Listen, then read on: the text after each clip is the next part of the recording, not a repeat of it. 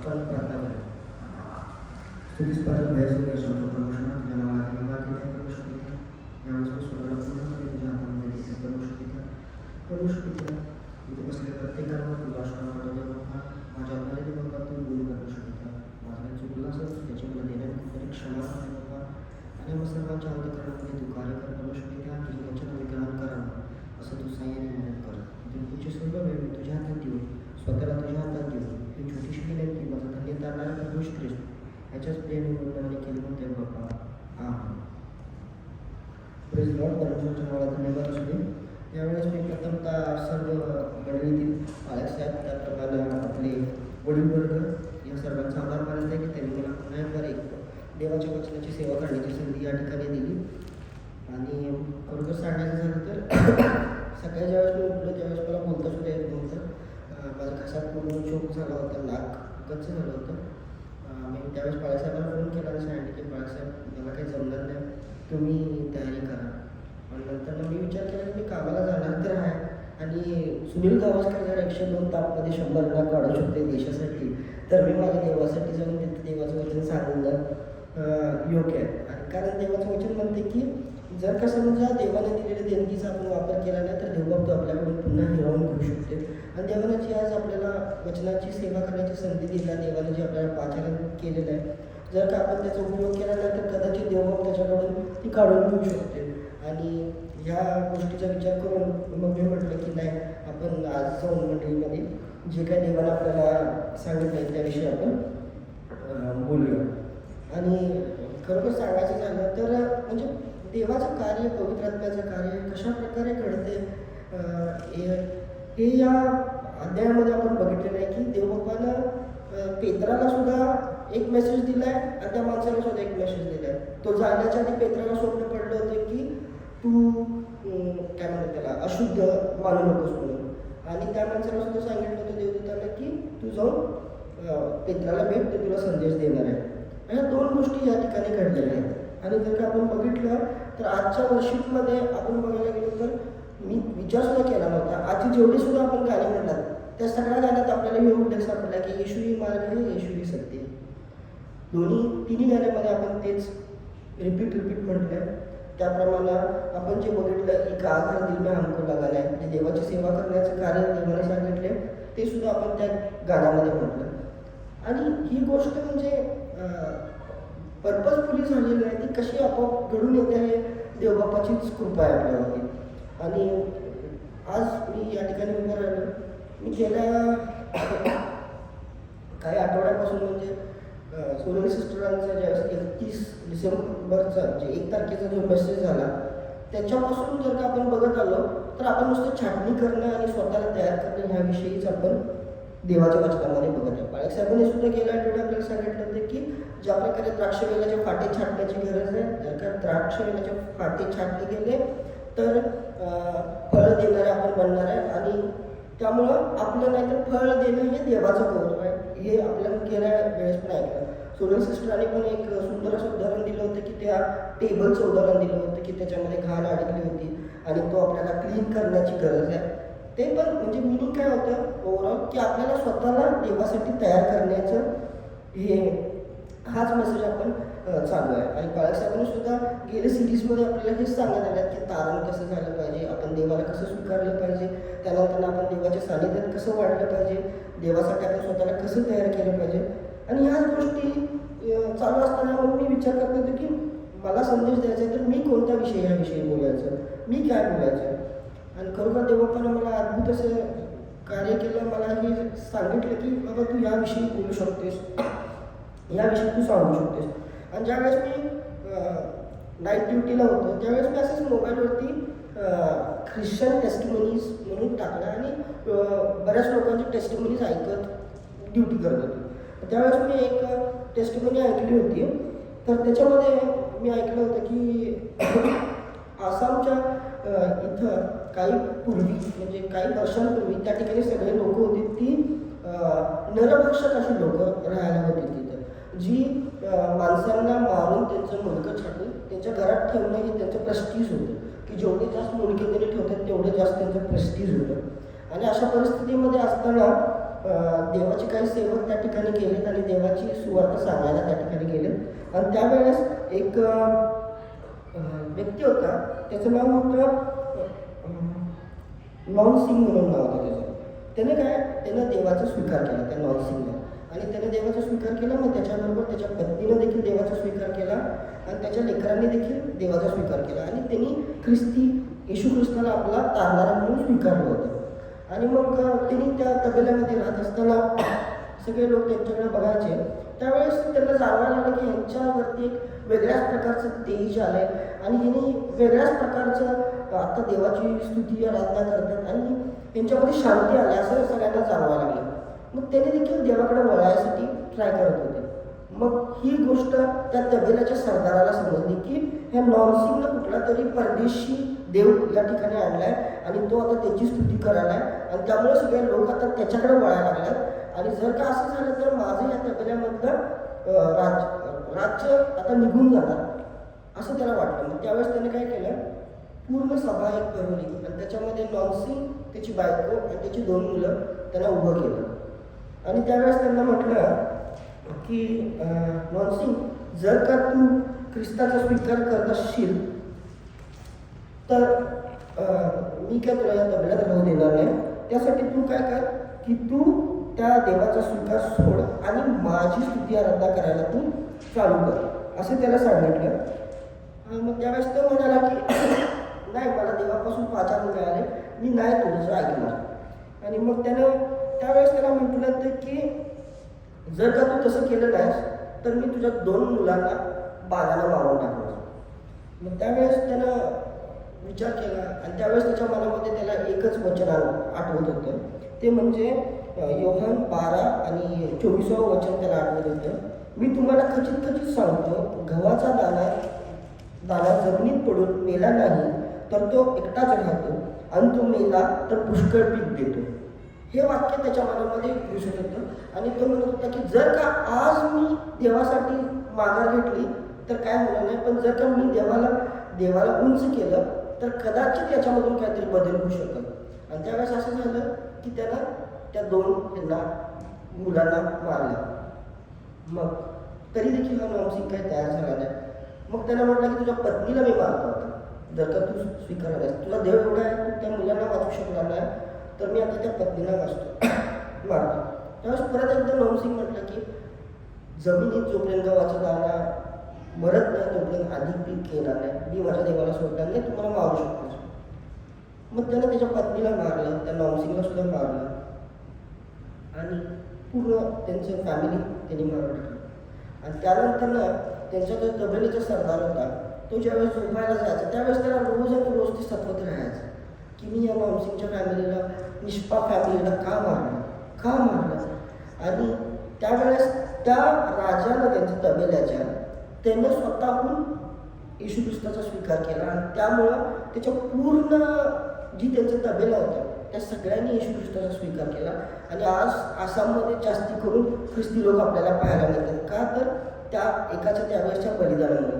आणि त्यामुळं आपल्या या उपवासाच्या दिवसामध्ये आपण जात असताना आपण देखील आज ख्रिस्ती आणि पापांची क्षमा मिळाली आहे, का तर आपल्यासाठी सुद्धा येशू ख्रिस्तानं त्या वधस्तंभावरचं मरण सोसलं होतं आणि त्याच्याद्वारे आपल्याला ही पापांची क्षमा मिळाली आहे. तारण म्हणू शकत नाही, कारण तारण हे येशू ख्रिस्तापासून नाही तर आपण स्वतःहून मिळवायची गोष्ट आहे.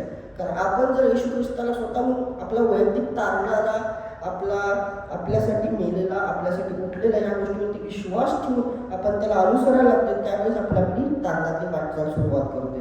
त्यामुळे तारणपेक्षा येशू ख्रिस्तापासून आपल्याला पापांची क्षमा मिळाली आणि येशू ख्रिस्ताद्वारे आपल्याला पित्याकडे जाण्याचा एक मार्ग मिळाला.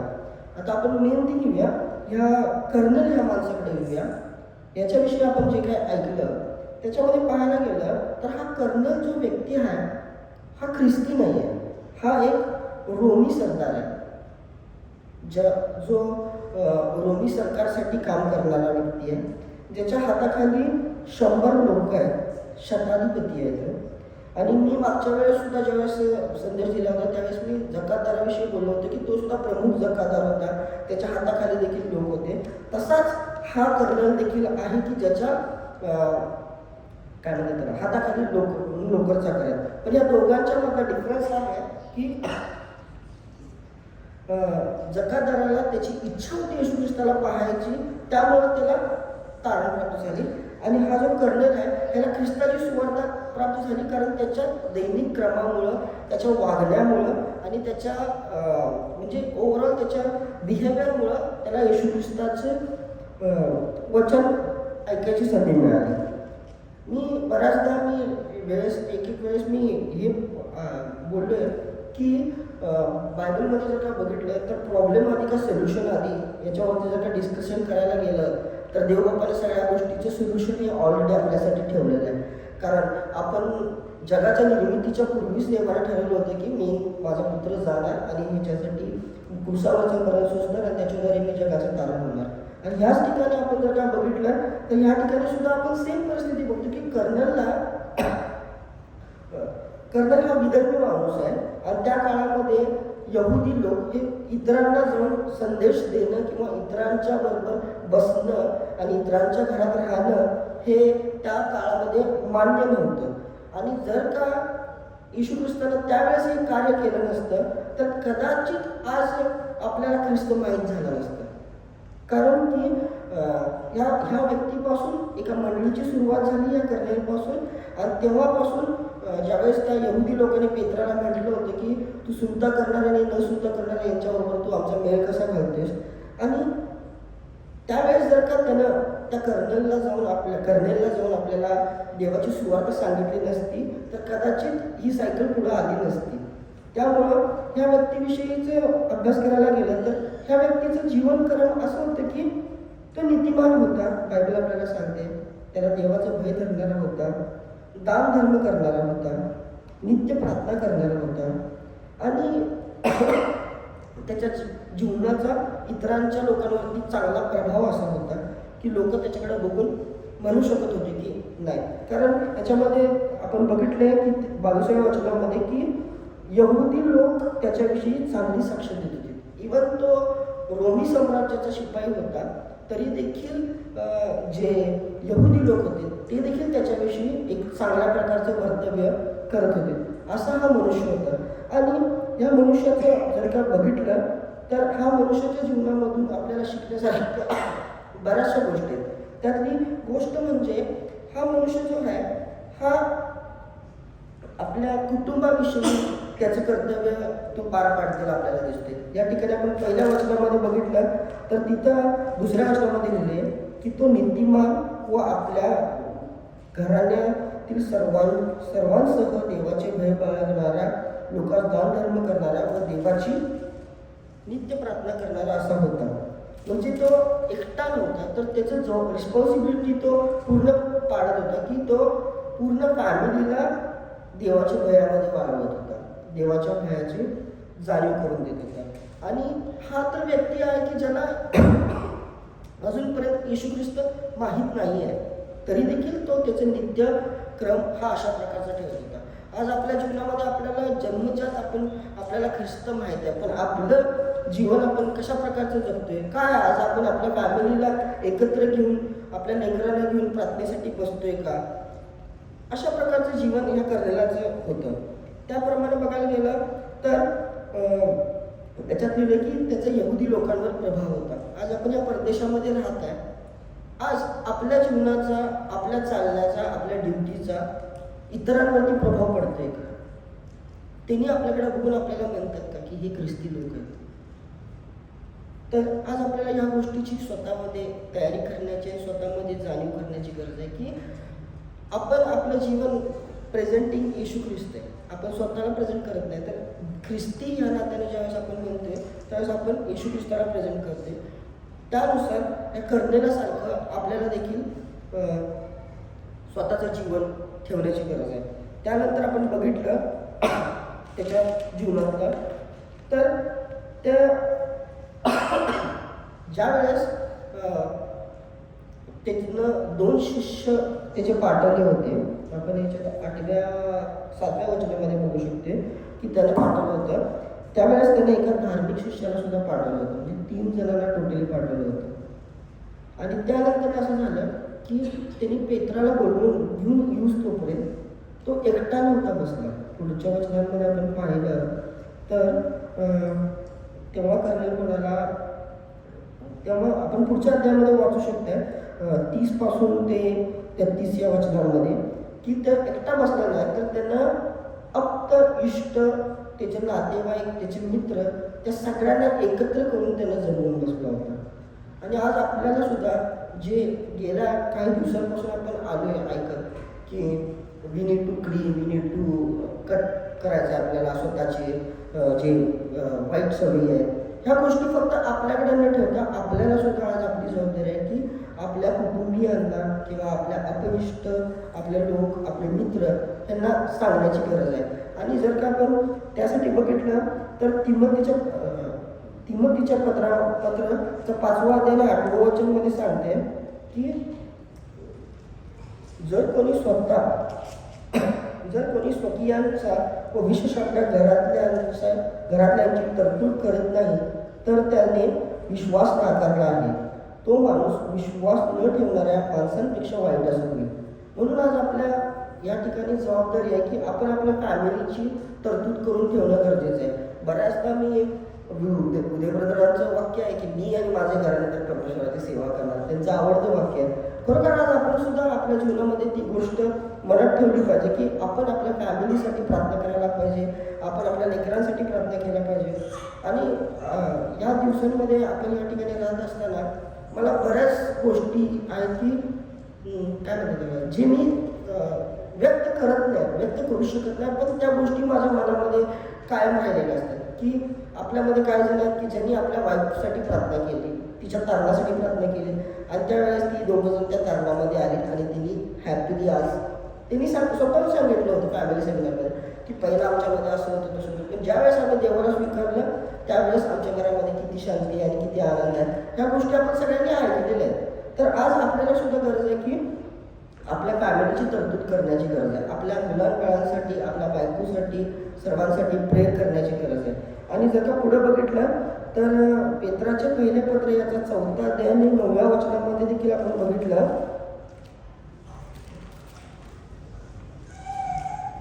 4था अध्याय 9वं वचन, कुरकुर न करता एकमेकांचा पाहुणचार करा, असं वचन आहे.